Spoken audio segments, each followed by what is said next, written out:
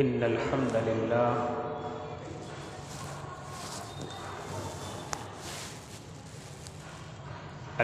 لله رب العالمين والعاقبة للمتقين والصلاة والسلام على سيد الأنبياء والمرسلين وعلى آله وأصحابه وأزواجه وذرياته أجمعين أما بعد فأعوذ بالله من الشيطان الرجيم بسم الله الرحمن الرحيم وما أرسلناك إلا رحمة للعالمين وقال تعالى لقد كان لكم في رسول الله أسوة حسنة صدق الله العظيم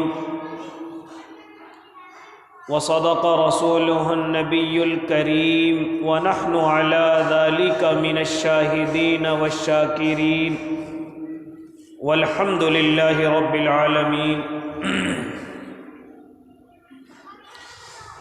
واجب الاحترام ساتھیوں، بزرگوں، نوجوانوں، معصوم بچوں اور اپنے گھروں میں بڑے شوق کے ساتھ سماعت فرمانے والی سیرت النبی کو میری مائیں اور بہنوں، سیرت طیبہ کا عنوان آپ حضرات کے گوشے گزار کیا جا رہا ہے اور آپ بھی بڑی محبتوں کے ساتھ ایک مرتبہ پوری سورت طیبہ کو سننے کے لیے جمع ہو رہے ہیں۔ اللہ آپ کے اس جمع ہونے کو قبول فرما لے۔ معزز سامعین اعظام، سیرت طیبہ کے ہم اس دور سے گزر رہے ہیں کہ جہاں میرے اور آپ کے آقا غزوات و سریا میں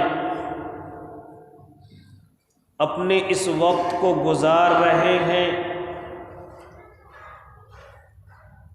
خیبر والوں سے مقابلہ کیا، تمام قلعے اللہ کے نبی صلی اللہ علیہ وسلم نے اپنے صحابہ کے ساتھ فتح فرمائے ہیں۔ تمام قلعوں پر اسلامی جھنڈا لہرا رہا ہے۔ اب خیبر کے یہودی غلے کی پیداوار کو آدھا تقسیم کر کے وہاں پر رہ رہے ہیں۔ آپ علیہ الصلاۃ والتسلیم خیبر کے قلعوں کو فتح کر کے مدینہ منورہ کے اندر پہنچے۔ یہاں بھی آپ نے ایک نکاح فرمایا ہے حضرت ام حبیبہ رضی اللہ تعالی عنہا سے۔ یہ نکاحوں کا تذکرہ ابھی آپ حضرات کے سامنے نہیں آ رہا ہے۔ انشاءاللہ آپ علیہ الصلاۃ والتسلیم نے کتنے نکاح کس موقع پر کن وجوہات کی وجہ سے فرمائے ہیں، وہ سیرت طیبہ کے عنوان کے مکمل ہونے کے بعد انشاءاللہ آپ حضرات کے سامنے آئے گا۔ آپ خیبر کی فتح کے بعد مدینۃ المنورہ پہنچے۔ اب تمام صحابہ کو اکٹھا فرمایا اور فرما کر کے ان کو فرمایا کہ اب ہم جو ہمارا عمرہ پچھلے سال رہ گیا تھا، ہم مکۃ المکرمہ پہنچے تھے لیکن ہمیں عمرہ نہ کرنے دیا، اور وہاں کے کفاروں نے، وہاں کے سرداروں نے ہمیں پابندی لگائی اور ہم اس سال واپس آ گئے۔ لہٰذا اب اس عمرے کو اس سال ادا کیا جائے گا، اسی لیے اس کو عمرۃ القضاء بھی کہا جاتا ہے۔ چنانچہ صحابہ اکٹھے ہوئے، میرے آقا اعلان فرماتے ہیں کہ جتنے حدیبیہ کے موقع پر صحابہ میرے ساتھ تھے، لہٰذا وہ اس سال اس عمرے کی قضا کو ادا کریں گے، لہٰذا میرے ساتھ اس عمرے کو ادا کیا جائے گا۔ یہاں سے مجھے اور آپ کو سبق ملتا ہے، اگر ہم کوئی نفلی عبادت شروع کر دیتے ہیں اور بیچ میں وہ مکمل نہیں ہو پاتی، کسی مجبوری کی وجہ سے ہم اس کو چھوڑ دیتے ہیں، تو ہم پر اب لازم اور ضروری ہو گیا کہ اس کو اب مکمل کیا جائے۔ شروع کرنے سے پہلے وہ نفل ہے، لیکن اگر ہم نے اس کو شروع کر دیا اور بیچ میں کسی عارض کی وجہ سے وہ رہ گیا، تو اب اس کو بعد میں مکمل کرنا واجب اور ضروری ہے۔ نفل فرض نہیں ہے، لیکن اگر ہم نے نیت باندھ لی اور کسی وجہ سے وہ مکمل نہ ہو سکے تو ان کو اب پورا کرنا بعد میں یہ ضروری ہو گیا۔ اب تک تو ضروری نہیں تھا، لیکن چونکہ بیچ میں چھوڑ دیا۔ اسی طریقے سے ہم نے نفلی روزہ شروع کیا، لیکن کسی عارض کی وجہ سے، کسی مجبوری کی وجہ سے وہ روزہ ہم مکمل نہ کر سکے۔ اب تک تو وہ نفلی تھا، لیکن جیسے ہی توڑ دیا اب ہم پر اس کو پورا کرنا واجب اور ضروری ہو گیا۔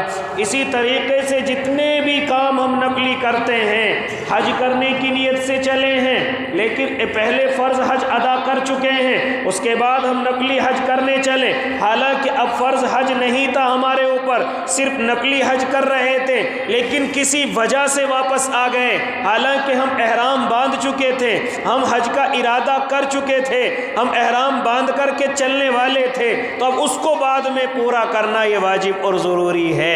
اسی لیے میرے بھائی، یہ اللہ کے نبی صلی اللہ علیہ وسلم اس عمرے کی نیت بھی کر چکے تھے، ارادہ بھی کر چکے تھے اور عمرے کا احرام بھی باندھ چکے تھے، لیکن کفار نے ادا کرنے سے منع کر دیا، لیکن اس کو پورا کرنا ضروری تھا۔ تو اس سال تمام اصحاب کو اللہ کے نبی صلی اللہ علیہ وسلم اپنے پاس بلاتے ہیں، اور بالخصوص ان اصحاب کو کہ جو حدیبیہ کے موقع پر جا کر کے واپس آئے ہیں، جن کی تعداد تقریباً 1400 کے قریب ہے، ہاں ان کو تمام کو بلایا جاتا ہے اور ان سے کہا جاتا ہے کہ جتنے حدیبیہ کے موقع پر میرے ساتھ عمرے کے لیے گئے تھے لیکن اس عمرے کو مکمل نہ کر سکے، لہٰذا اس سال ہم اس عمرے کو مکمل کریں گے۔ ذی قعدہ کا وقت ہے، ذی قعدہ کا مہینہ چل رہا ہے، آپ نے اصحاب کو اکٹھا کیا اور عمرے کی تیاری کر کے آپ یہاں سے چلے ہیں، کچھ عورتیں بھی آپ کے ساتھ ہیں، کچھ اور بھائی بھی آپ کے ساتھ جڑ گئے ہیں، لہٰذا اب اس عمرے قضا کی جو تعداد ہو گئی ہے، اس کے ساتھ عمرہ کرنے والے جو میرے اور آپ کے آقا کے ساتھ عمرہ کر رہے ہیں، ان کی تعداد اس سال 1400 نہیں بلکہ تقریباً 2000 کے قریب پہنچ چکی ہے۔ چنانچہ اللہ کے نبی اپنے اصحاب کو اپنے ساتھ لیتے ہیں اور اسی طریقے سے سفر کر رہے ہیں۔ عبداللہ ابن رواحہ خودی پڑھتے ہوئے جا رہے ہیں اور اونٹوں کو ہانک رہے ہیں، میرے آقا ان کی تعریف کر رہے ہیں۔ حضرت عمر نے عبداللہ ابن رواحہ کو روکنے کی کوشش کی، فرمایا کہ نہ عبداللہ ابن رواحہ کو مت روکو، ان کے اشعار دشمنوں کے کلیجے کو چیر رہے ہیں، لہٰذا اے عمر عبداللہ ابن رواحہ کو روکنے کی ضرورت نہیں ہے۔ معزز سامعین اعظام، یہ قافلہ مکہ المکرمہ میں اس سے پہلے اللہ کے نبی اپنے ساتھ ہتھیار لے کر کے چلے ہیں، لیکن کفار مکہ فرماتے، کفار مکہ کہہ رہے ہیں یا نبی اللہ، آپ اپنے ہتھیاروں کو کہیں رکھ کر کے، یا ہتھیار لانے کی اجازت نہیں ہے کہ آپ مکہ المکرمہ میں ہاں ہتھیار لے کر کے آئیں گے۔ چنانچہ اللہ کے نبی نے، چونکہ لڑائی کا موقع نہیں، صلح ہو چکی ہے 10 سال کے لیے، لہٰذا لڑنے اور جھگڑنے کا تو موقع نہیں، میرے آقا نے اور اپنے صحابہ کو کہا کہ میں بھی اپنی تلوار اور تم بھی اپنے ہتھیار نکال کر کے ایک جگہ اکٹھے رکھ دیے جائیں۔ مقام یاجج میں ان ہتھیاروں کو رکھا گیا اور 200 اصحاب کو ان کی پہرے داری پر مقرر کیا گیا۔ اب یہ 200 اس میں سے کم ہو گئے، اب تقریباً 1800 اصحاب کی جماعت ہے جو مکہ المکرمہ کے اندر داخل ہو رہی ہے، لیکن اس شان کے ساتھ داخل ہو رہے ہیں، ہاتھوں میں ہتھیار نہیں ہے، لیکن اللہ نے رعب دشمنوں کے اندر کچھ ایسا ڈالا ہے، گھبراہٹ دشمنوں دشمنوں کے دلوں کے اندر کچھ ایسی ڈالی ہے. ہاں کچھ سردار شرم کی وجہ سے اور کچھ لوگ ڈر کی وجہ سے مکہ المکرمہ خالی کر چکے ہیں اور جا کر کے پہاڑوں میں چھپ جاتے ہیں. میرے اور آپ کے آقا مقام ذوالحلیفہ میں پہنچتے ہیں، وہاں احرام باندھتے ہیں، وہاں سے پھر عمرے کی نیت کرتے ہیں. آپ مکہ المکرمہ میں جا کر کے کعبے کا طواف کرتے ہیں.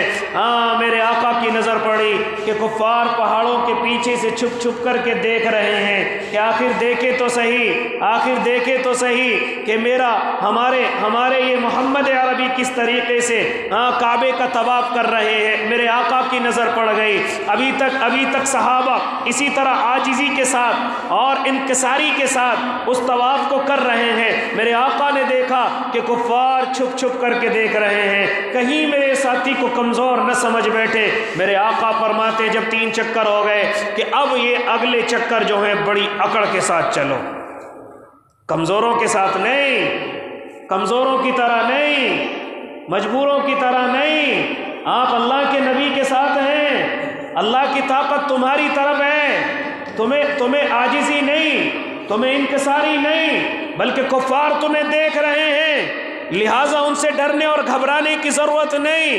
ہاں ہم شہر میں آئے ہیں، ہمارا ابھی یہاں پر کوئی نہیں ہے، ہمارا یہاں ابھی کچھ نہیں ہے، لیکن صحابہ تمہیں گھبرانے کی ضرورت نہیں ہے، تمہیں ڈرنے کی ضرورت نہیں ہے. لہٰذا اب تمہیں چاہیے کہ اگلے چکر آپ اکڑ کر کے چلیں، ہاں سینے تان کر کے چلیں، تاکہ ان لوگوں کے دلوں میں جو رعب ہے وہ رعب مزید بڑھ جائے، ان کے دلوں میں سے ہماری طرف سے رعب کم نہ ہو.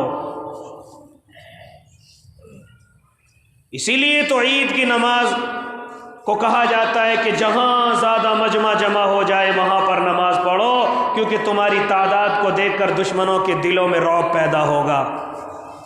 لیکن ہم لوگ چھوٹی چھوٹی مسجدوں میں عیدوں کی نمازیں کرتے ہیں، مسئلے کو سمجھتے ہی نہیں ہے کہ آخر دین کی اس میں حکمت کیا ہے، آخر اللہ اور اس کے نبی کی حکمت کیا ہے. سمجھتے ہیں کہ صرف گھر کے آگے اگر مسجد ہو تو وہیں نماز پڑھ لے، ہمیں کہیں جانے کی ضرورت نہ پڑے. کیوں کہا جاتا ہے عیدگاہ میں جانے کے لیے؟ کیوں کہا جاتا ہے جنگلوں میں اکٹھا ہونے کے لیے؟ کیوں کہا جاتا ہے بڑے میدانوں میں جا کر کے عید اور بقرعید کی نماز پڑھنے کے لیے؟ کیوں کہا جاتا ہے کہ جمعے کی نماز ایسی جگہ پر پڑھی جائے جہاں مجمع زیادہ ہو؟ آج ہم دیکھ رہے ہیں کہ 2-2 4-4 آدمی جمعے کی نماز پڑھ رہے ہیں، 10-10 20-20 آدمی عید کی نماز پڑھ رہے ہیں. اگرچہ مسئلے کی روح سے عید کی نماز اور جمعے کی نماز ہو جاتی ہے، لیکن میرے بھائی دین کی حکمت وہ کہاں ہے جس کو اللہ کے نبی نے اس کے اندر چھپا کے رکھا ہے کہ جب تم مجمع اکٹھا ہو کر کے تمہارا چلے گا، جب تم نماز پڑھنے جاؤ گے اور پڑھ کر کے نکلو گے کہ دشمنوں کے دلوں میں کچھ اور ہی رعب ڈل جائے گا. لیکن ہم لوگ ان چیزوں کو سمجھتے نہیں ہیں.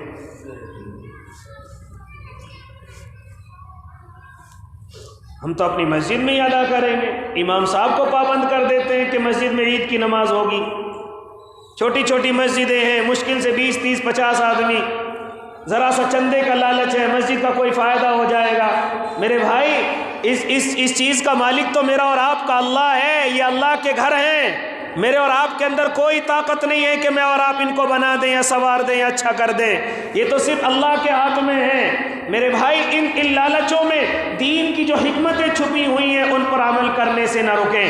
اسی لیے معزز سامعین نظام، جب عمرے کے طواف کے چکر لگائے جا رہے ہیں تو میرے آقا اپنے صحابہ سے کہتے ہیں کہ تمہیں عاجزی کے ساتھ چلنے کی ضرورت نہیں ہے، تمہیں انکساری کے ساتھ چلنے کی ضرورت نہیں ہے، بلکہ اب اگلے چکر آپ اکڑ کے ساتھ چلیں، آپ سینہ تان کر کے چلیں، کیونکہ تمہیں کفار چھپ چھپ کر کے دیکھ رہے ہیں، تمہیں کفار پہاڑوں کے پیچھے سے دیکھ رہے ہیں. لہٰذا اگر تم نے ان کے سامنے اپنی عاجزی دکھائی، اپنی بے کسی دکھائی، اپنی کمزوری دکھائی تو وہ ہو سکتا ہے تم پر حاوی ہو جائیں، ہو سکتا ہے وہ تم پر قبضہ کرنے کی کوشش کریں، ہو سکتا ہے وہ تمہیں ذلیل کرنے کی کوشش کریں. لہٰذا میرے صحابہ اب تمہیں ان کے سامنے کی جھکنے کی ضرورت نہیں ہے، اب تمہیں ان کے سامنے عاجزی کی ضرورت نہیں ہے، اب تمہیں ان کے سامنے ہاتھ پھیلانے کی بھی ضرورت نہیں ہے، اب ان سے اپنی زندگیوں کی بھیک مانگنے کی بھی ضرورت نہیں ہے. لہٰذا اب تم ان کے سامنے اکڑ کر کے چلو، کیونکہ اللہ نے تمہارے ہاتھوں میں، تمہاری جھولیوں میں خیبر جیسے قلعے ڈال دیے ہیں، بڑے بڑے سرداروں کے تاج تمہارے قدموں میں پڑے ہوئے ہیں،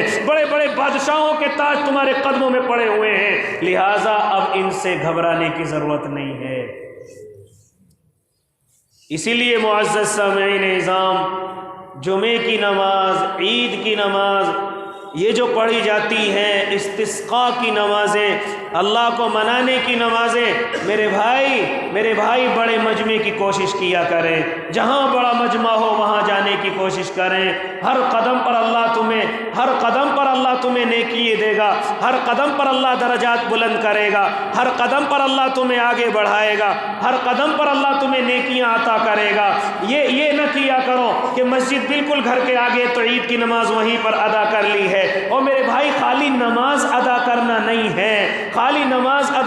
نہیں ہے، بلکہ اللہ اور میرا اور آپ کا نبی دنیا کو یہ دکھلانا چاہتے ہیں جو دشمنان اسلام ہے کہ ہمارا مجمع تعداد میں کم نہیں ہے، ہمارا مجمع تعداد میں کم نہیں ہے۔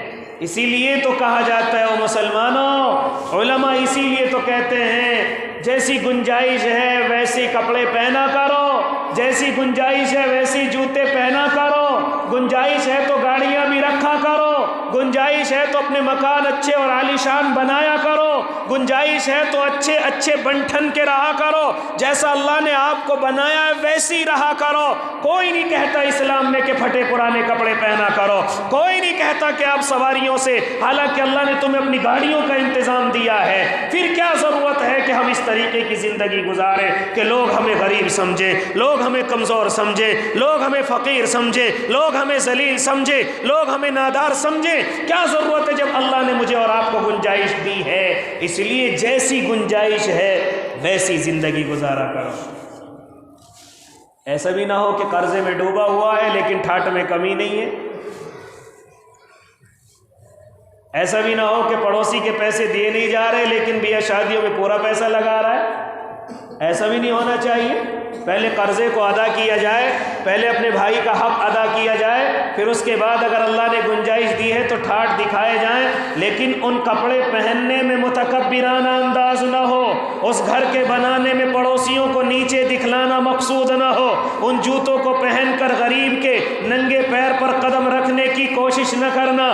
میرے بھائی اگر اللہ نے گنجائش دی ہے پھر یہ تکبر کا انداز ہو جائے گا جو اللہ کو پسند نہیں ہے، پھر یہ تکبر والا مزاج ہو جائے گا جس کو اللہ بالکل پسند نہیں کرتا ہے۔ کپڑے پہننا منع نہیں، مکان اچھا بنانا منع نہیں، ہاں ان میں اچھی ایسیاں لگانا منع نہیں، ان میں اپنی ایئر کنڈیشن کی چیزیں لگانا منع نہیں، لیکن دیکھ لیا جائے قرضہ تو نہیں ہے کسی کا، بہنوں کا حق پورا دیا ہے، بیٹیوں کا حق پورا دیا ہے، پڑوسیوں کا حق پورا ادا کرتا ہے، رشتہ داروں کا حق پورا ادا کرتا ہے۔ اب ان تمام حقوق کے ادا کرنے کے بعد اگر تجھ پر بچ جاتا ہے تو اچھا مکان بنا، اجازت ہے، اچھے کپڑے پہن، اجازت ہے۔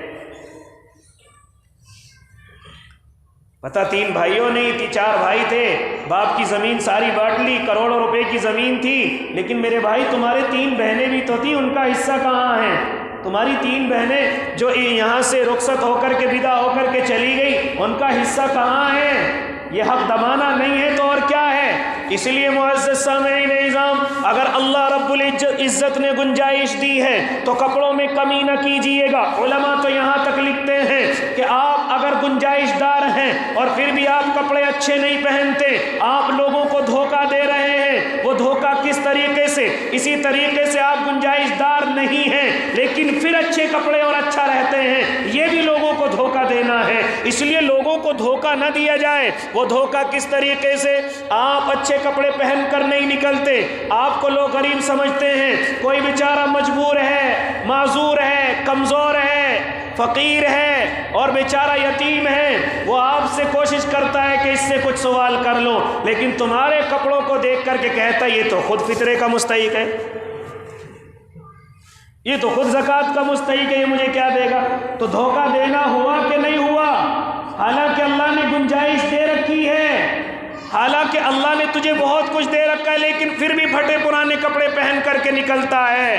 یہ دھوکہ دینا ہے میرے بھائی۔ اسی طریقے سے قرضے میں ڈوبا ہوا ہے، کرائے کے مکان پر رہتا ہے لیکن ٹھاٹھ میں کوئی کمی نہیں ہے، بچوں کے لیے کچھ نہیں ہے، بیوی کے لیے کچھ نہیں ہے، ماں باپ کے لیے کچھ نہیں ہے، لیکن تیرے ٹھاٹھ میں کوئی کمی نہیں، اب بیچارہ کوئی غریب تیری طرف دیکھ کر کے تجھ سے کچھ سوال کرتا ہے، تجھ سے کچھ کہتا ہے، ہاں وہ کہتا رہے بھائی یہ سب کرائے کی چیزیں جو میں نے پہن رکھی ہے، تجھے دھوکہ ہو گیا ہے، جوتے کسی اور سے مانگے تھے، چشمہ کسی اور سے ادھار لایا تھا، موٹر سائیکل کسی سے 5 منٹ کے لیے لایا تھا، تو نے مجھے مالدار سمجھ لیا، مالدار نہیں ہوں میں۔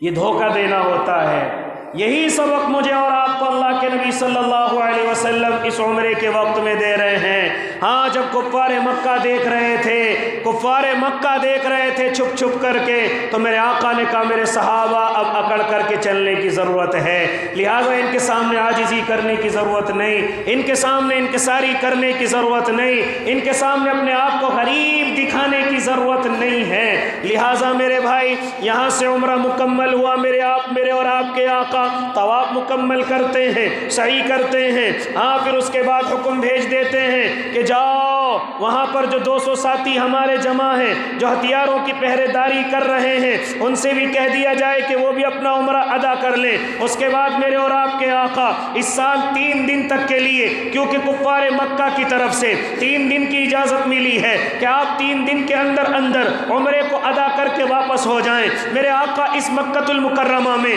3 دن عمرے کی نیت سے رہے ہیں۔ آقا نے عمرہ فرمایا، پھر اس کے بعد عمرے کی اس قضا کو کر کے آپ مدینہ المنورہ واپس تشریف لے آئے ہیں۔ میرے بھائی اس کو عمرۃ القضا کہا جاتا ہے۔ پھر اس کے بعد اللہ کے نبی صلی اللہ علیہ وسلم نے ایک اخرم نام کے صحابی ہیں ان کو کہیں پر بھیجا ہے، ہاں بنو سلیم ایک قبیلہ ہے، وہاں پر میرے آقا ان اخرم نام کے صحابی کو 50 ساتھی دے کر کے کہتے ہیں کہ جاؤ بنو سلیم کے اندر جا کر کے دین کی دعوت دو، وہاں پر اسلام کی دعوت دو۔ یہ صحابی اپنے ساتھ 50 ساتھیوں کو لے کر کے نکلتے ہیں، لیکن جیسے بنو سلیم کے اندر جا کر کے دین کی دعوت دیتے ہیں، بنو سلیم کے لوگ پہلے سے تیار بیٹھے ہوئے ہیں، وہ کہتے ہیں ارے ہمیں ایسے دین کی ضرورت نہیں ہے، ہمیں ایسے اسلام کی ضرورت نہیں ہے۔ لہٰذا جیسے وہ یہ کہتے ہیں اوپر سے ان کی تیاری ہے، تیروں کی ایسی بارش ہوتی ہے کہ تمام کے تمام 50 صحابہ اس دنیا سے رخصت ہو جاتے ہیں۔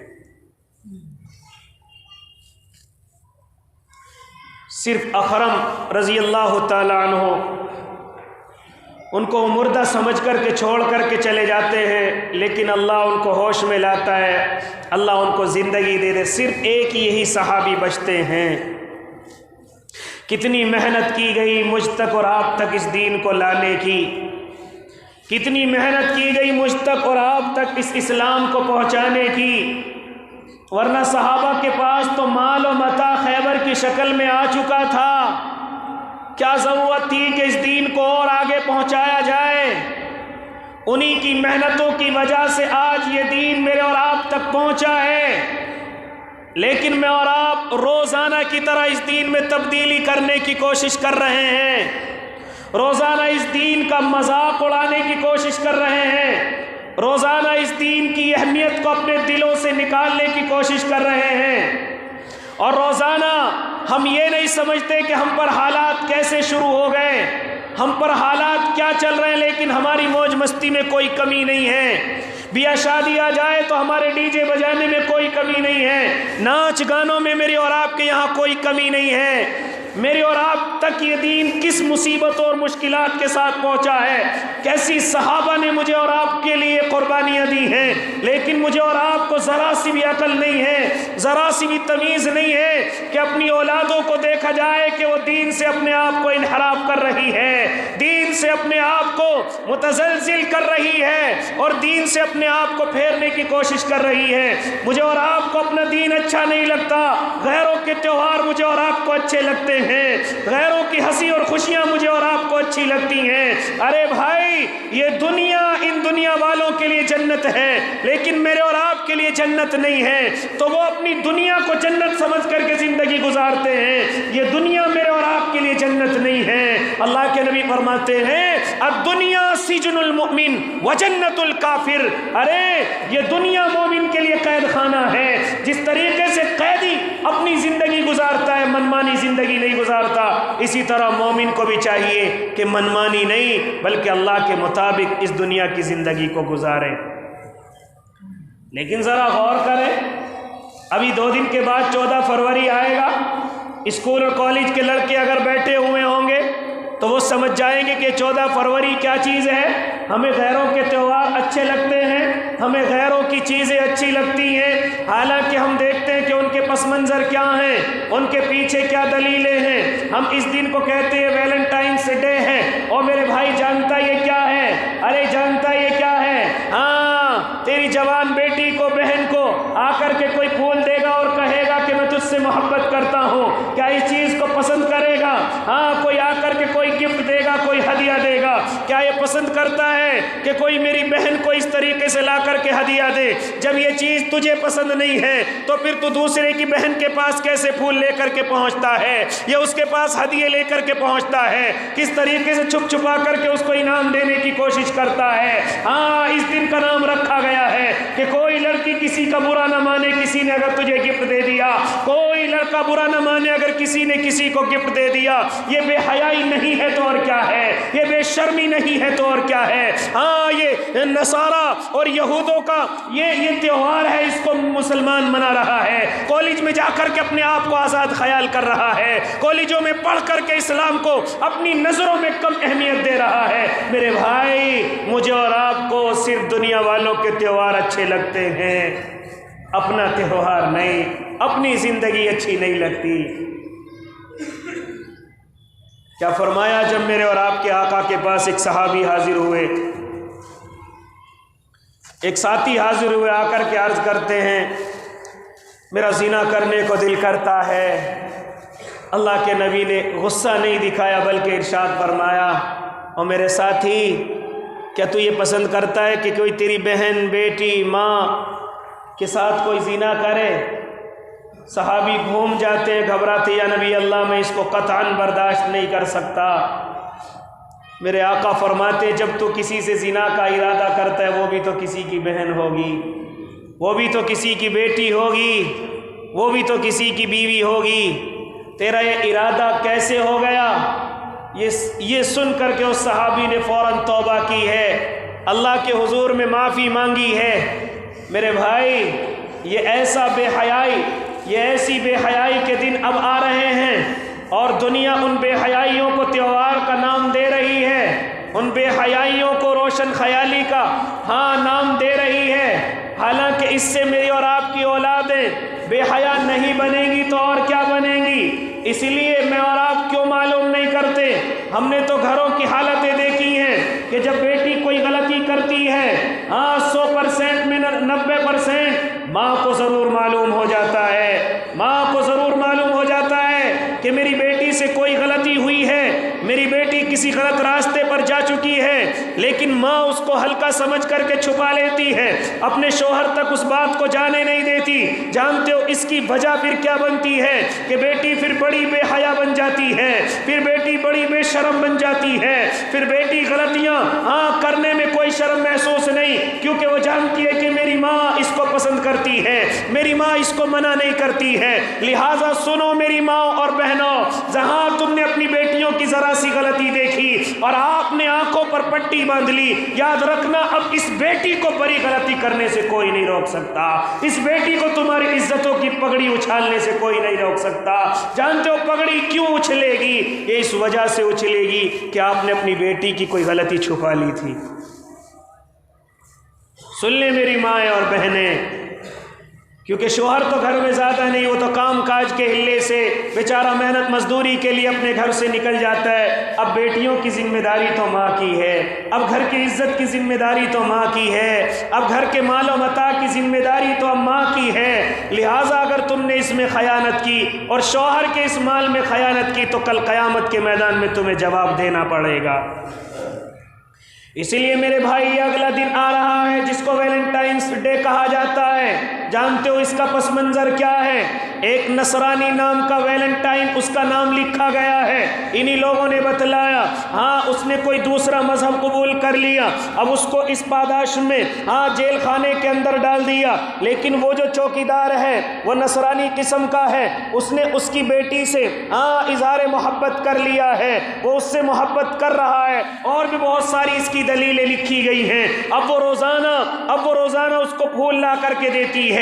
جب چوکیدار کو معلوم ہوا کہ اس نے میری بیٹی سے عشق کر لیا ہے، میری بیٹی سے محبت کرتا ہے، لہٰذا اس چوکیدار نے فوراً اس کو جیل خانے سے نکالا اور اس کو سولی پر چڑھا دیا۔ لہٰذا اب یہ عیسائی کہتے ہیں کہ ارے یہ محبت کے اظہار میں پھانسی پر چڑھا ہے، لہٰذا اب اس دن کو ہم محبت کا نام دیں گے، اس دن کو ہم عشق کا نام دیں گے، ہم اس دن کو پیار کا نام دیں گے۔ لہٰذا جس دن ویلنٹائنس کو پھانسی پر چڑھایا گیا ہے، ہم اس دن کو اظہار محبت کا دن قرار دیں گے۔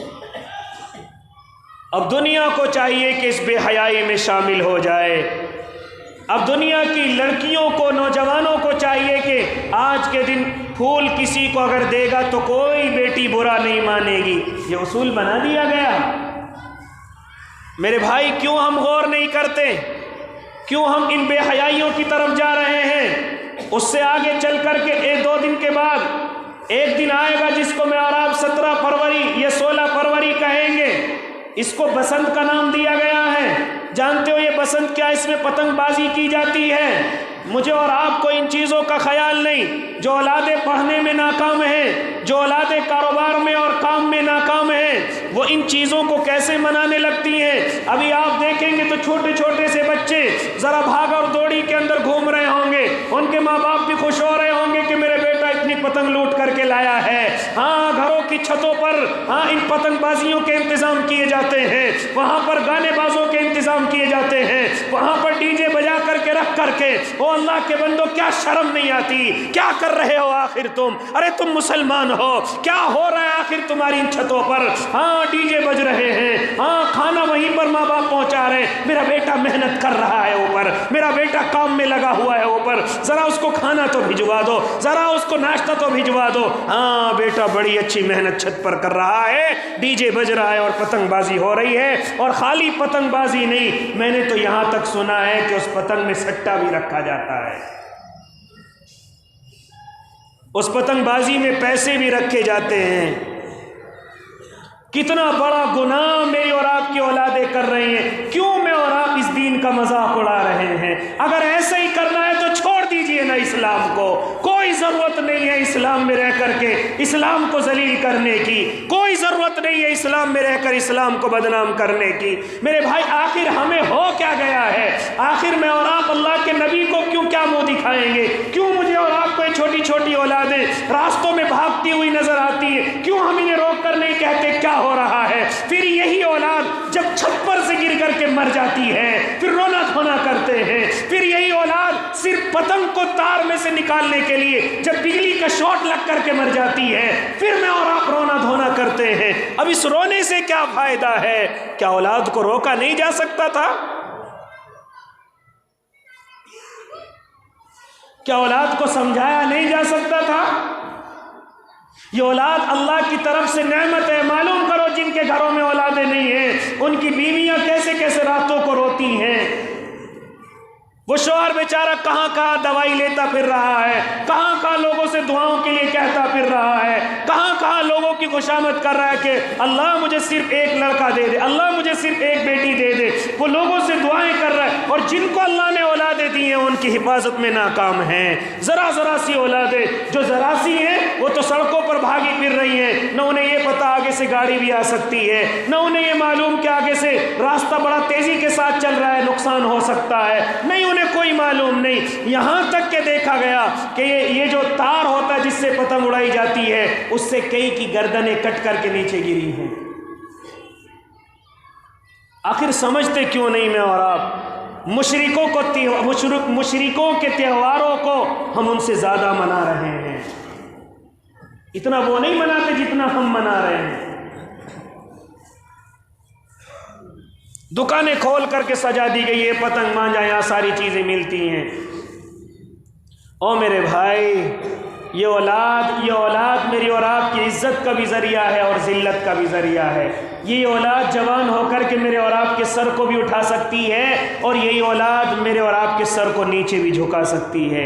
इसलिए मेरी और आपकी ज़िम्मेदारी है, इन औलादों को ऐसे न छोड़ें जैसे छोटा सा पौधा होता है, अगर वो टेढ़ा चलने लगे तो उसको सीधा किया जा सकता है, लेकिन अगर पेड़ बड़ा हो गया अब किसी के अंदर ताकत नहीं कि उसको सीधा कर सके।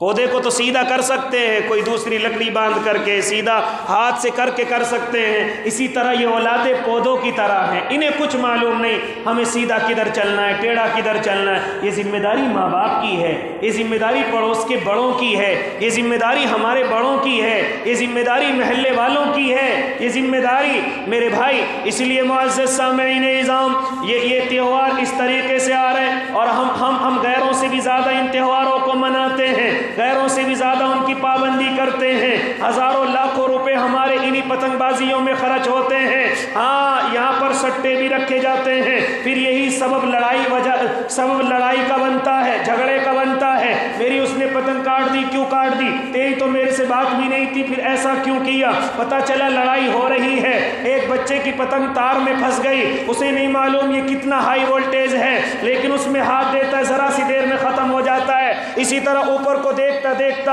हाँ छत पर चल रहा है, पता चला कि छत खत्म हो गई, वो नीचे जा पड़ा है। हाँ, अगर मर गया तो छिन गया और अगर बच गया तो उसमें लाखों रुपए आपके खर्च हो सकते हैं। उसके सर में लग गई, हाथ में लग गई, हज़ारों लाखों रुपए आपके उसमें खर्च हो जाएंगे मेरे भाई।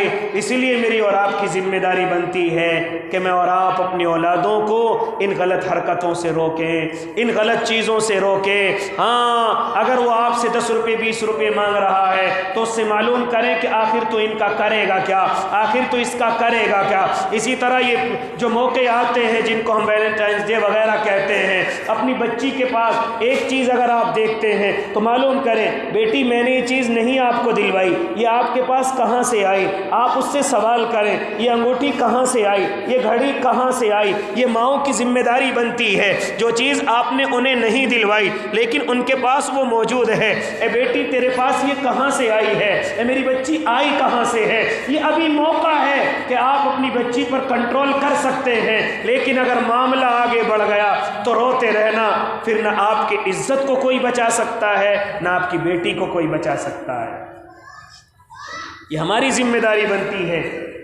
इसलिए आज तमाम के तमाम हजरात इरादा करें कि इंशाअल्लाह ना हमारे महल्ले में इस त्यौहार को मनाया जाएगा जिसको वैलेंटाइंस डे कहा जाता है, और ना ये पतंगबाजी का जो त्यौहार है जिसको बसंत कहा जाता है। हमारे महल्ले का नौजवान इरादा करे कि इंशाअल्लाह मैं खुद भी रुकूंगा और दूसरों को भी रोकूं। बड़े बड़े दाढ़ी वाले भाई साहब, बड़े बड़े कारोबारी, बड़े बड़े, ओ मेरे भाई तुझे शर्म आनी चाहिए।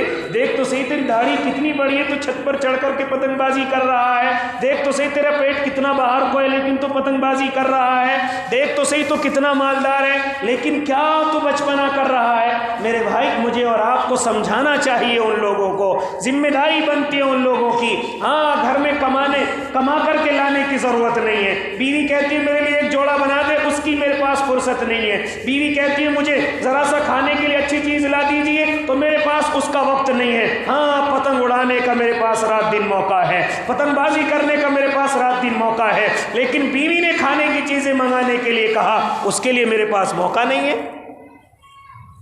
ये दीन मुझ तक और आप तक बड़ी मुश्किलों से पहुंचा है, इसकी कदर कर लीजिए, इसकी कदर कर लीजिए। सहाबा ने अपनी जानों के परवाने दिए हैं, औलिया अल्लाह इसके लिए अपनी जानों को दे करके चले गए। अब उलमा बराबर मेहनत कर रहे हैं, अब दावत व तबलीग के साथी बराबर घर घर जाकर के कुंडी खटखटा रहे हैं। हाँ, बराबर अपनी जान और अपना माल और अपना बिस्तर ले करके घर घर गलियां गलियां घूम रहे हैं। ये दीनदारी हम तक ऐसी नहीं पहुंची कि किसी ने हमें कोई पर्चा दे दिया دیا, ہم نے اس کو پڑھا اور ہم سب نمازی ہو گئے. اس کے پیچھے بڑی بڑی قربانیاں اور بڑی بڑی محنتیں ہیں, بڑی بڑی بڑوں کے آنسو, بڑوں کی دعائیں ہیں. یہ تب جا کر کے دین ہم تک پہنچا ہے. میرے بھائی اس کو اس طرح برباد نہ کریں, اس کو اس طرح ختم نہ کریں, ورنہ پھر رونا آتا ہے کل قیامت کے میدان میں. میرے اور آپ کے آقا, میرے اور آپ کے آقا, کہہ دو زور سے صلی اللہ علیہ وسلم, حوض کوثر پر اپنے تمام امتیوں کو, وہ حوض کوثر کا جام پلا رہے ہوں گے, سب کو پلا رہے ہوں گے. فرشتے دوڑتے ہوئے آئیں گے اور کچھ لوگوں کو اس مجمع سے نکال لیں گے. حالانکہ ان کے پاس نمازوں کے نشان ہوں گے, ان کے پاس اللہ کے نبی جن سے ان کو پہچانتے ہیں وہ نشان ان کے پاس موجود ہوں گے. میرے آقا فرمائیں گے, فرشتوں انہیں کہاں لے جا رہے ہو, یہ تو میرے امتی ہیں. فرشتے کہیں گے, یا نبی اللہ, آپ کو نہیں معلوم جب آپ اس دنیا سے آ گئے تھے تو ان لوگوں نے اس دین کے اندر گڑبڑی کی تھی, ان لوگوں نے اس دین کو بدلنے کی کوشش کی تھی. یہ لوگ بظاہر تو دیندار تھے لیکن تہوار دوسروں کے مناتے تھے. دوسروں کے تہوار بڑی خوشی سے مناتے تھے, دوسروں کی چیزیں بڑی تیزی سے فالو کرتے تھے, دوسرے انہیں بڑے اچھے لگتے تھے. دین پر بھی عمل کرتے تھے لیکن اس کے علاوہ غیروں کو بھی پسند کرتے تھے. اللہ کے نبی یہ حوض کوثر کے مستحق نہیں ہیں, یہ جہنم کے مستحق ہیں. میرے بھائی بتاؤ, اللہ کے نبی کے مجمع سے ہم کو نکال لیا جائے گا, اللہ کے نبی کے ہاتھوں سے ہمیں چھین لیا جائے گا. دیندار تو ہوں گے لیکن انہوں نے اللہ کے نبی کے آنے کے بعد اس دین کو بدلنے کی کوشش کی ہوگی. کہیں میرا اور آپ کا نام ان میں نہ آ جائے, کہیں میرے اور آپ کی ان میں نہ پکڑ ہو جائے. دعا کریں اور ارادہ کریں کہ انشاءاللہ نہ تو کوئی ساتھی انشاءاللہ ویلنٹائنس ڈے منائے گا اور انشاءاللہ اپنے گھر کا خیال کرے گا, اور اسی طرح اپنے بچوں کو, اپنے جوانوں کو انشاءاللہ پتنگ بازی سے خود بھی روکا جائے گا اور دوسروں کو بھی روکا جائے گا. اللہ مجھے بھی اور آپ کو بھی عمل کی توفیق دے دے. جنہوں نے سنت نہیں پڑھی وہ سنتیں پڑھ لیں. تو آپ